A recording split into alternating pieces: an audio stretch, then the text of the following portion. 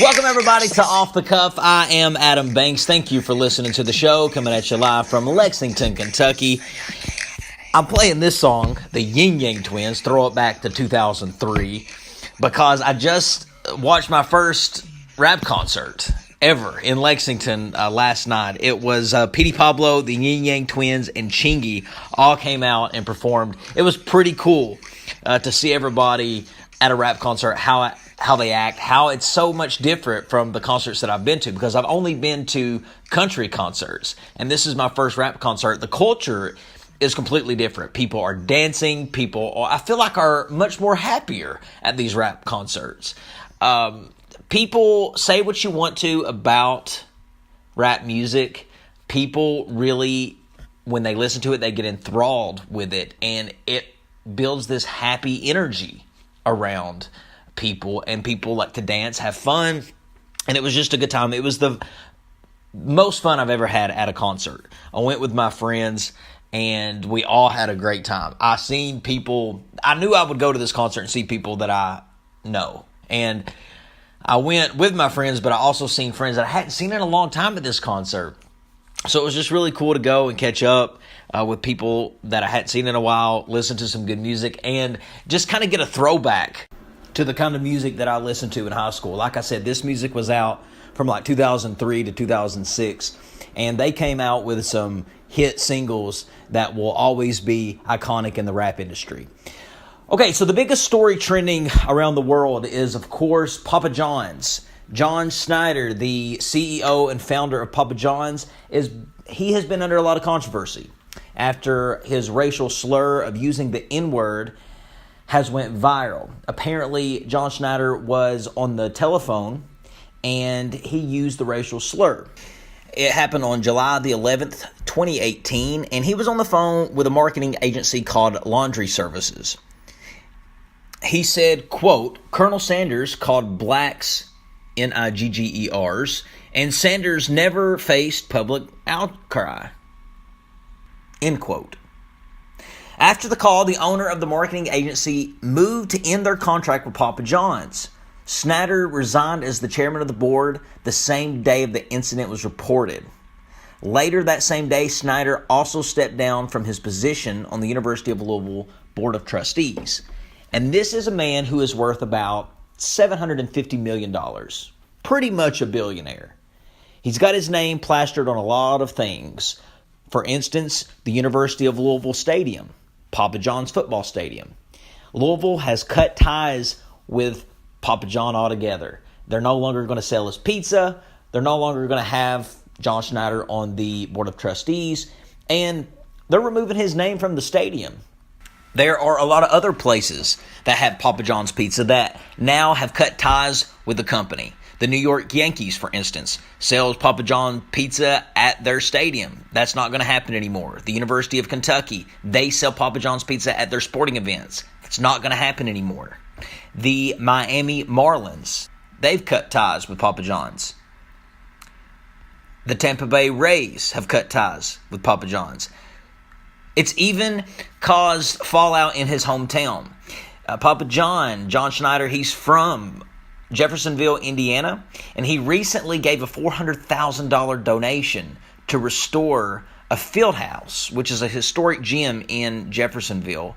And the mayor went public just a couple days ago and said he is not going to allow that name with those comments to be attached to anything in the city of Jeffersonville.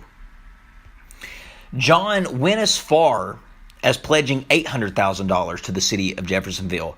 But the mayor went on to say that an $800,000 gift to the city of Jeff is enormous, but the city of Jeff is worth more than $800,000. It's not for sale. End quote. So the mayor of the city of Jeffersonville, he meant business. He turned down $800,000 from John Schneider because of the comments. John Schneider is a frequent donor to a lot of places. He donates to the Republican candidates in Kentucky all of the time. So I wonder if they're going to no longer accept his donations because they're going to have his name attached to their campaign. It could be political suicide if you do that. We all know what Papa John looks like. He is the face of the company. He's always on the pizza boxes. He's on the promotion packets that are sent out in the mail. His face is the brand of the company. So where does the company go from here? Well, the company has taken John Schneider's picture off of everything. He no longer is going to be the face of the company, and they're not going to have his name anywhere near the organization. Now, you look at me and you listen to me and you're like, oh, how are you no longer going to have John Schneider's name with Papa John's? Well, it's always going to be Papa John's Pizza. But the company is trying to drive you away from thinking of it as an individual and think of it more as just a company. Since Papa John Schneider, stepped down, I keep calling him Papa John. I should call him John Schneider. But since John Schneider stepped down from the organization as the CEO, they appointed Steve Ritchie as the new CEO, and he quickly tweeted out to the public, Papa John's is not an individual. Papa John's is a pizza company with 120,000 corporate and franchise team members around the world. He promised an external audit of company policies, training for senior management, and an open door policy encouraging employee feedback. So they are really on damage control right now at Papa John's. They're trying to really save the company, because I wonder if they're going to be able to distance themselves from the face of Papa John. It's different than what other companies have had to do in the past. Subway, for instance, the face of Subway was Jared. And then Jared had a controversy where he was convicted for child pornography. So they just fired Jared and never mentioned him again and took him off all marketing materials. Well, Papa John's, they can do the same with John Schneider. They can have him resign. They can take his face away from all the marketing materials. But his name, John, is still in the organization. His name, John. So I wonder if people are going to really buy in to what Papa John's is trying to do. I mean, I do get it. The whole company can't be held accountable for the ignorant comments of one man. And I know it's his company. I know he owns it. I know that he is the majority stockholder of the company. But what about the employees? What about the service that Papa John's Pizza does? Are we going to throw all of that away, make people lose their jobs, throw the good service that they do in the community over one man's ignorant words? I should say. Now, John Schneider is sick about what he has said. Of course he is. He's lost everything in a matter of seconds. He said that what he said when he said the N-word was taken out of context. He's not a racist, never has been a racist, never will be a racist, and he can't believe that a slip-up pretty much has made him be looked upon as a racist. So I guess as consumers out there, you got to make a decision. Do you still want to buy Papa John's Pizza because of what John Schneider said over the telephone or not? We're becoming really, really sensitive here in America. You can't say anything in 2018 and get away with it. There will be consequences. I hate the N-word. I think that word should be abolished. I don't think anyone should use it. I don't think it should be in rap music. I think that when black people say it, it only causes the word to remain alive. So I think it's a word that should be banished altogether. But there are consequences that if you are white and you say the N-word, you will pay consequences for it. You could lose everything you got. Look at Roseanne. Roseanne went a little bit further than just saying the N-word. She compared a woman to an ape. So maybe that's not the best example in the world, but you got to be careful with what you say. Even saying the N-word one time can have you lose everything. And now John Schneider has to pretty much give up his company.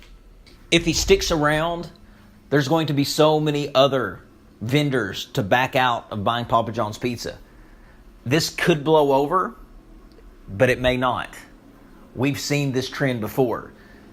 Companies More and more huge multi-million dollar companies are now really hammering down on racial slurs.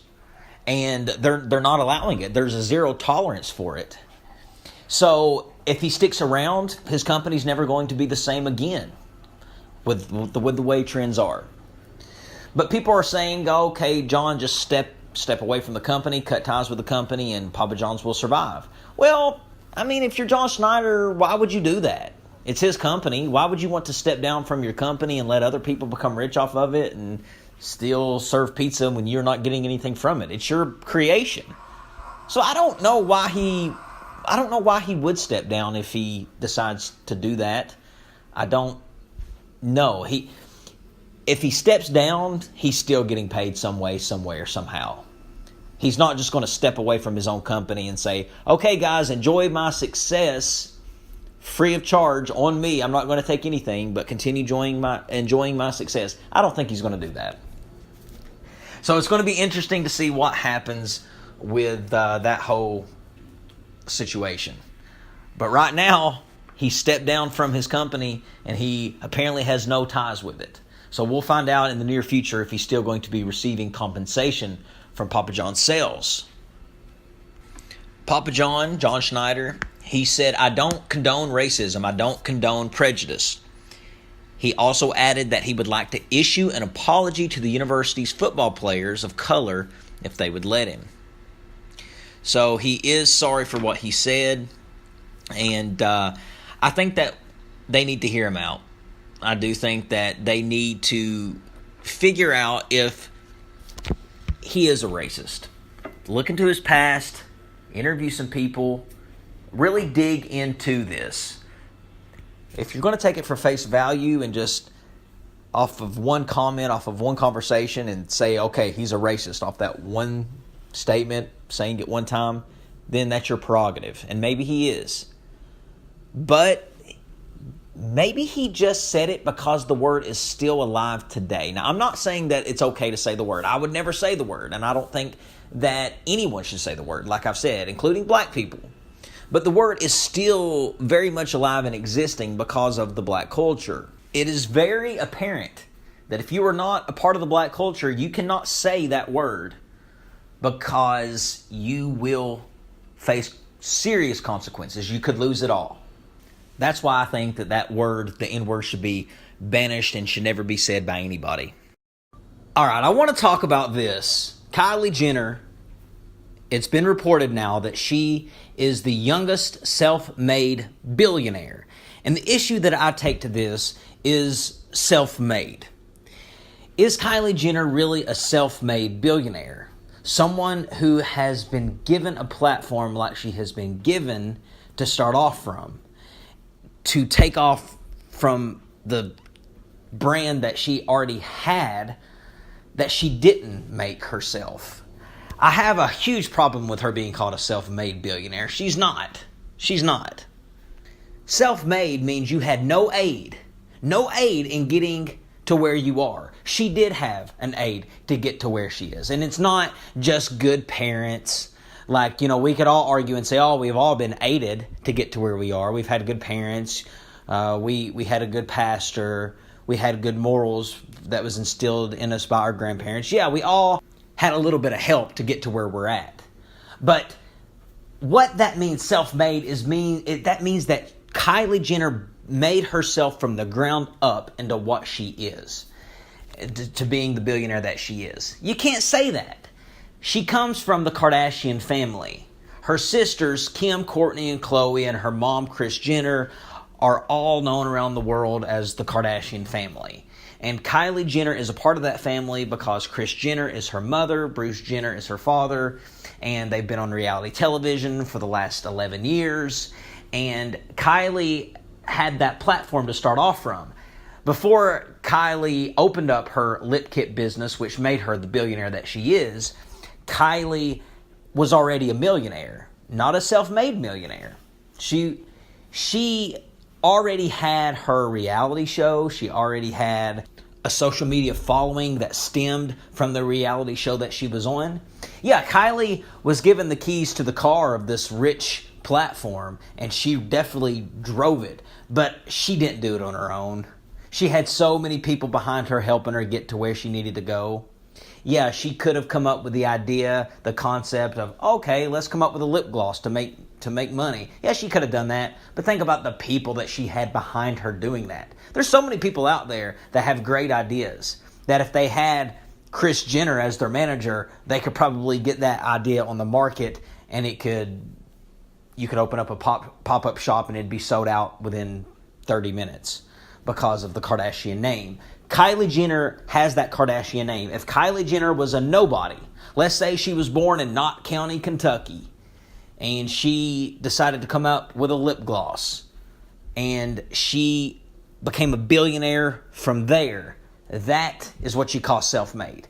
You don't take somebody who was born on third base, scores a home run, and call that self-made. No, you can't do that. You just can't. Kylie Jenner was given so much opportunity to start with. I have no issue in saying that she did do great things with the platform that she was given. She didn't just lay around, get drunk, and party like Paris Hilton did all the time. But Paris Hilton actually went on herself to become a billionaire. But Kylie, at a very young age, she decided to utilize her fame that she already had, that she didn't self-create, to create a business. So you can't say she's self-made from the ground up. She's a billionaire, and she probably worked a tad to become a billionaire, but you can't convince me that Kylie Jenner has the work ethic to become a billionaire on her own from the ground up. You can't do it. I've seen that show before, and how she's portrayed on the show, and how she portrays herself on social media, what she lets us, the world, see of her, you can tell she is not the most hardworking person. She don't even seem that smart. She doesn't. I mean, the way she tackles issues, the way she handles herself in conversations, I don't see how someone like that on her own became a billionaire.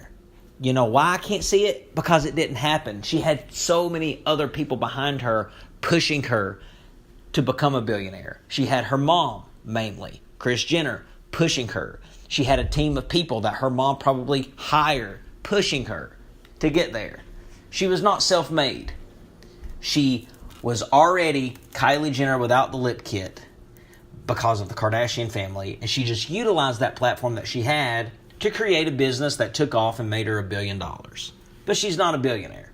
So please, let's stop calling her a self-made billionaire. Forbes, it's just a shameless way for them to sell copies of magazines, because anytime you put a Kardashian on any type of magazine, it's going to sell. They're a famous family. Hence why Kylie Jenner is a billionaire, because Kylie Jenner had that Kardashian family tie in her, and she put out a product, and then it soared. So I have an issue with her being called a self-made billionaire. An example of a self-made billionaire, I would say Mark Zuckerberg is. Mark Zuckerberg, yeah, he probably had a lot of opportunity before Facebook. I mean, he was at Harvard, for crying out loud. I'm sure he had rich folks. I don't know Mark Zuckerberg's backstory, but let's say that Mark Zuckerberg went on to graduate from Harvard, and after that decided to become a lawyer, make $100,000, $200,000, $300,000 a year, and that was his life. Well, that could have been what happened, but no, Mark Zuckerberg, at the very early age of his life, in his early 20s, in the early years of his life, in college, he created, on his own, a website that is known as Facebook.com, and now is all over the entire universe. Facebook. So that is an example of someone who created it on his own. He didn't have a famous family behind him pushing him.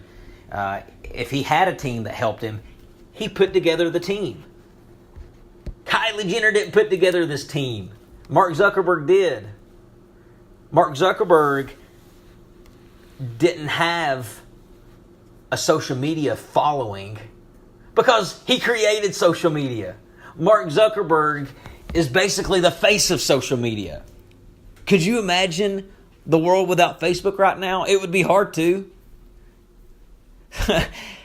That is an example of a self-made billionaire, is Mark Zuckerberg, not Kylie Jenner. Well, ladies and gentlemen, I want to thank you for listening to the show. This has been Adam Banks here on Off the Cuff. Thank you for listening. We will see you in the next episode.